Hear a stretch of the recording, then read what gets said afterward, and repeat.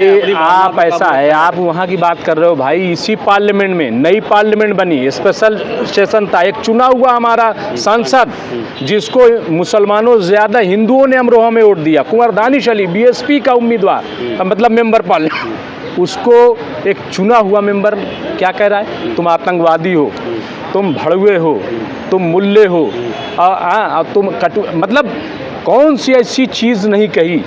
तो आप संसद में जब ये बात एक नहीं बोले थे, वही मैं कह रहा हूँ कि जब आप देखिए कि संसद में इस तरह की ज़बान एक चुने हुए मेंबर, और यही बात तो दानिश अली ने कही, यही बात दानिश अली ने कही कि आज दुनिया ने देख लिया कि हिंदुस्तान के मुसलमानों को क्या कहा जाता है। अभी तक तो ऐसे कहा जाता था तो कहते थे अरे उनकी कोई हैसियत नहीं, लेकिन एक चुना हुआ भाजपा का मेंबर पार्लियामेंट और एक चुने हुए बीएसपी के मेंबर पार्लियामेंट को नई संसद में, जहां ये उम्मीद की जा रही थी कि यहाँ एक देश का नया जो है सिस्टम चलेगा, अमन की बात होगी, विकास की बात होगी, डेवलपमेंट बात होगी, लेकिन वहाँ जो बात हुई वहाँ एक माइनॉरिटी से ताल्लुक़ रखने वाले कुंवर दानिश अली को खुल्ला आतंकवादी कहा गया और किसी ने कोई कार्रवाई नहीं। ये आप अगर देखेंगे जो G20 हमारा हुआ था और उसका जो मेन प्लेटफॉर्म बनने जा रहा था वो गज़ा के इर्द गिर्द था, आप इसको समझिए।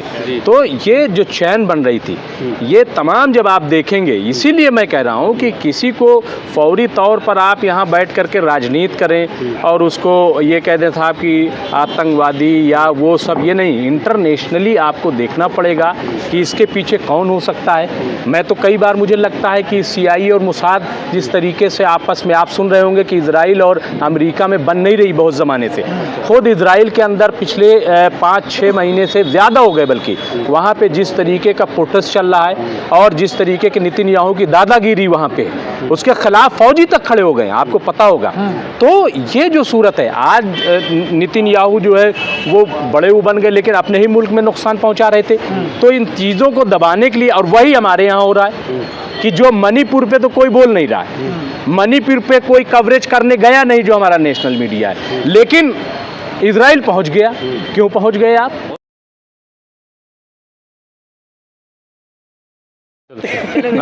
हाँ बताओ।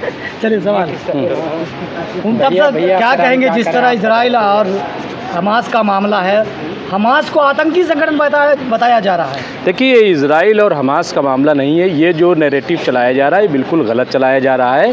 ये इजराइल और फ़िलिस्तीन का मामला है और ये नया मामला नहीं है।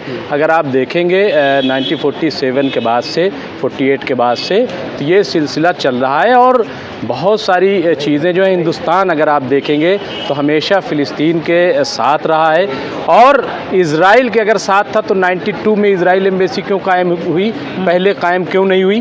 अटल बिहारी वाजपेयी जो बीजेपी के फाउंडर एक तरीके से हैं, जो भाजपा की तरफ से प्रधानमंत्री रहे, उनका बयान चल रहा है कि इजराइल ने फ़िलिस्तीन पर कब्ज़ा किया है और इजराइल को एक दिन फ़िलिस्तीन को उसका हक देना पड़ेगा। तो इसका मतलब ये है कि ये लड़ाई जो है वो नई नहीं है और इसमें जब भी हम कोई फ़ैसला लें तो बहुत सोच समझ के लें, बहुत जज्बाती आकर के, कोई चुनावी रैली नहीं है। ये कोई ऐसा नहीं है कि हम ट्रंप को जा करके और वहाँ पे उनको जिता के चले आए जिंदाबाद मुर्दाबाद करके।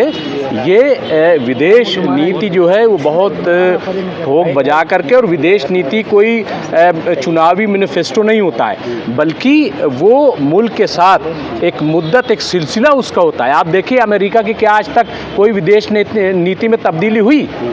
वो जहाँ चाहता है आज भी दादागिरी करता है, जिस पर चाहता कब्जा कर लेता है, जहाँ उसको फ़ायदा होता है वो। लेकिन सवाल ये है मुमताज़ साहब कि जिस तरह का ओरा इजराइल का बना हुआ था, सुपर पावर वाला, अपनी टेक्नोलॉजी बेचते थे, एजेंसी बेचते थे, भारत जैसा देश उनसे प्रशिक्षण ले रहा है, ट्रेनिंग लेके आता था, वो ओरा हमास ने तोड़ दिया कुछ ही घंटों में। नहीं, यही चीज़ जो है दुनिया हैरान है कि जिनको हम ये समझते थे कि साहब ये पत्थर से लड़ रहे हैं, ईंटें से लड़ रहे हैं, इनके पास कुछ नहीं है, आज ये लोग हैरान है कि आखिर ये हुआ कैसे।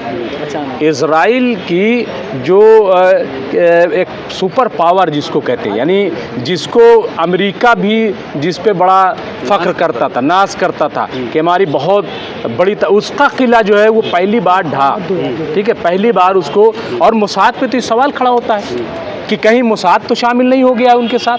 भाई मोसाद हमास के साथ नहीं, मतलब किसी के साथ, देखिए आजकल किसी कोई भरोसा नहीं, माफ़ कीजिएगा, जिस तरीके से CIA और मोसाद के बीच में कॉन्फ्लिक्ट चल रहा है, तनाज़ा चल रहा है, वो भी आप देखिए। तो इतनी बड़ी चूक कैसे हो गई? मोसाद पे सवाल खड़ा हो रहा है कि नहीं खड़ा हो रहा है, बताइए। कि वो कह रहा है कि मुझे ये तो खबर मिल गई थी साहब कि कुछ होने वाला है, लेकिन इतना बड़ा हो जाएगा, मतलब ये कोई एजेंसी या कोई सिक्योरिटी एजेंसी ये बात कह सकती है? हाँ, हम हिंदुस्तान में हैं, हम ये कहते हैं साहब ये तो मुझे पता था कि ये हो जाएगा, लेकिन इतना बड़ा, ये सोच करके तैयारी नहीं की जाती, ये सोच करके तो हम असलहे नहीं खरीद रहे। अच्छा, सबसे बड़ा नुकसान ये होने जा रहा है, और ख़ुद हिंदुस्तान ने, आप देखें कि 100% GST से जो हमारा वो है, वो इजराइल ही से तो है, डिफेंस में हमारा। हाँ, और एक सवाल ये है कि 3 वजहें मानी जा सकती हैं इस युद्ध की। एक तरह या तो अमेरिका ईरान की वजह से इधर आया है, या फिर रशिया ने ईरान से करवा के अमेरिका को इधर बुलाया है, या तीसरा मसला वही फिलिस्तीन वाला है। वही मैं कह रहा हूँ कि देखिए एक बहुत बड़ा कॉरिडोर बनने जा रहा था। ये आप अगर देखेंगे जो G20 हमारा हुआ था, और उसका जो मेन प्लेटफॉर्म बनने जा रहा था वो गज़ा के इर्द गिर्द था, आप इसको समझिए।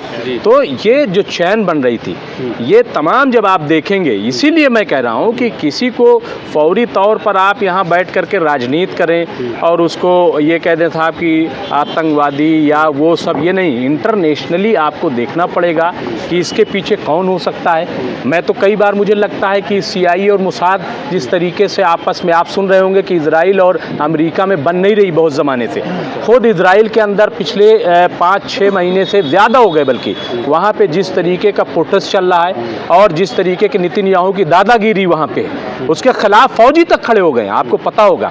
तो ये जो सूरत है, आज नेतन्याहू जो है वो बड़े वो बन गए, लेकिन अपने ही मुल्क में नुकसान पहुँचा रहे थे।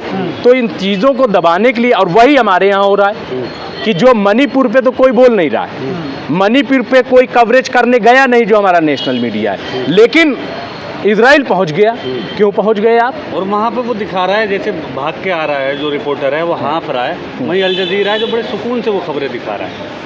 नहीं, यहाँ तो भाई ऐसा है, थोड़ी बारिश हो गई और नाले में कूद के हाँफने लगते हैं, क्योंकि उनको लगता है कि इस तरीके से ज़्यादा जो है TRP हमारी आएगी। बिल्कुल वही, कूद गए नाले में साहब, और दिखा रहे दूसरी तरफ सूखा, इधर कूदे पड़े, तो इसी तरीके तो वहाँ भी होगा।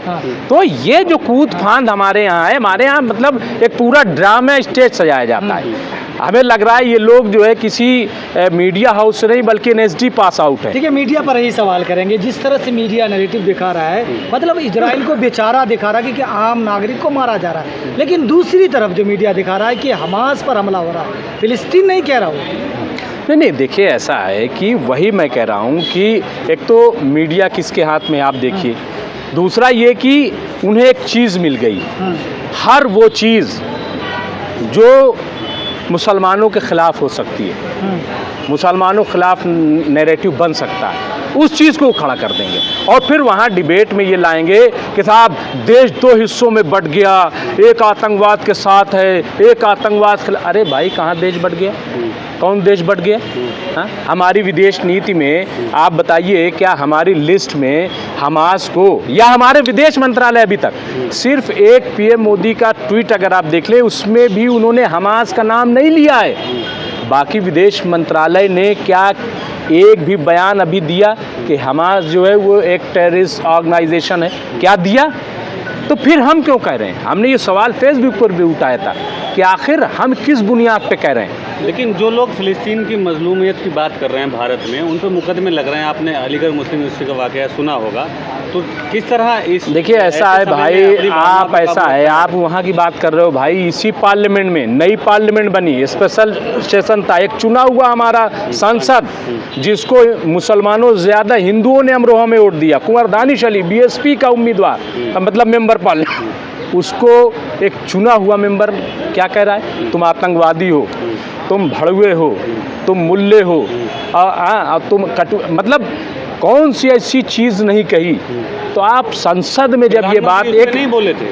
वही मैं कह रहा हूँ कि जब आप देखिए कि संसद में इस तरह की ज़बान एक चुने हुए मेंबर, और यही बात तो दानिश अली ने कही, यही बात दानिश अली ने कही कि आज दुनिया ने देख लिया कि हिंदुस्तान के मुसलमानों को क्या कहा जाता है। अभी तक तो ऐसे कहा जाता था, तो कहते थे अरे उनकी कोई हैसियत नहीं, लेकिन एक चुना हुआ भाजपा का मेंबर पार्लियामेंट और एक चुने हुए बीएसपी के मेंबर पार्लियामेंट को नई संसद में, जहाँ ये उम्मीद की जा रही थी कि यहाँ एक देश का नया जो है सिस्टम चलेगा, अमन की बात होगी, विकास की बात होगी, डेवलपमेंट बात होगी, लेकिन वहाँ जो बात हुई वहाँ एक माइनॉरिटी से ताल्लुक़ रखने वाले कुंवर दानिश अली को खुल्ला आतंकवादी कहा गया और किसी ने कोई कार्रवाई नहीं की। इस युद्ध को आप कैसे देखते हैं? क्या इसमें कोई नतीजा निकलेगा? दूसरा ये कि जिस तरह ईरान को पावर को लेकर, ईरान की पावर को लेकर बात हो रही है, तो क्या उस पर कोई अमेरिका फिर से कोई हमला करेगा या उसे दबाने? देखिए ऐसा है, मैं तो ये चाहता हूँ हिंदुस्तान हमेशा अमन शांति की बात करता रहा है, जंग के खिलाफ रहा है। हिंदुस्तान ने कभी कोई जंग नहीं की, हमेशा डिफेंस किया है। आप देख लीजिए जो भी हिंदुस्तान में आज़ादी के बाद भी जहाँ जहाँ जंगें हुई, चाहे पाकिस्तान चाइना, तमाम हमने डिफेंस किया हमेशा, हमने कभी जंग नहीं की। और रूस और यूक्रेन में भी आप देखिए कि हमारा स्टैंड बिल्कुल क्लियर रहा है कि हमने शांति की बात की।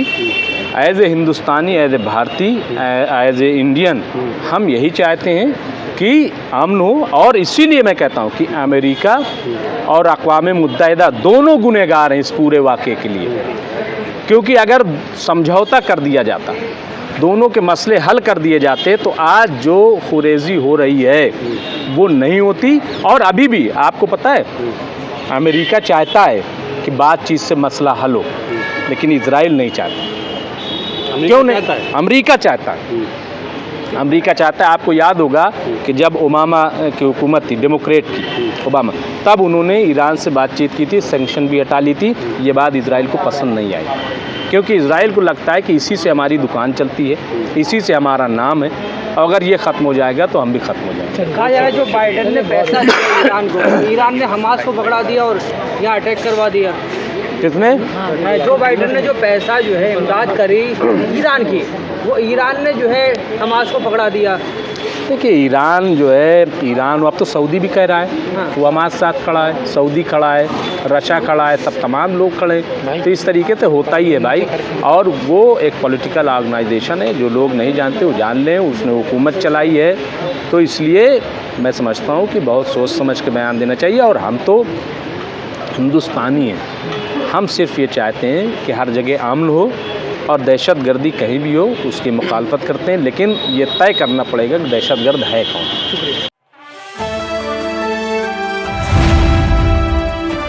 द इंडियन खबर, सच आपके सामने।